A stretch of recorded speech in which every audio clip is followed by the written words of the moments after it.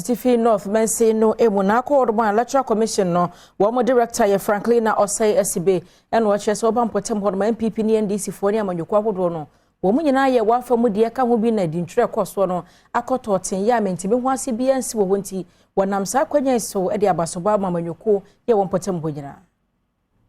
Adom Kasee Amaniboni Samia Sare ene Electoral Commission Director Asutifi North Mense ni mo Franklin na Osei SB etwetwem komo ene odi tu dwase NPP ene NDC amanyoko no wo mo kabo mu a woni EC eye adwumaso e wo Mense ni mo ehwe se edintwere no ebetimi akoyie ochemu se nipa mpemienu ahanso ne aduanan mienu 2742 ene wotimi twere wondin e wo abato nwoma mu a ogidi ye se aboa omanfo pa. The past days na yenya challenges bia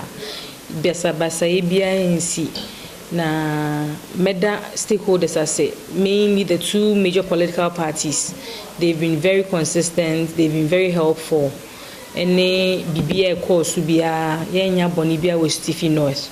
A few challenges ne bamu, but then those challenges they had to do with underage. For some of them genuinely didn't know, some of them in so ignorance, I would say. Na wuko hwedie mu Asutifi South abaton pesua so a nipa wo pre emrahye dibre ewo NPP amanyoko ni dimu ya ohuso brempon ebo EC ene NDC amanyoko na baso se wo mu nyina ekabo mu te won ho ase a edintwere no ekoso adwuma ya ye ne Asutifi South constituency ha afia me fi se aye krabehwe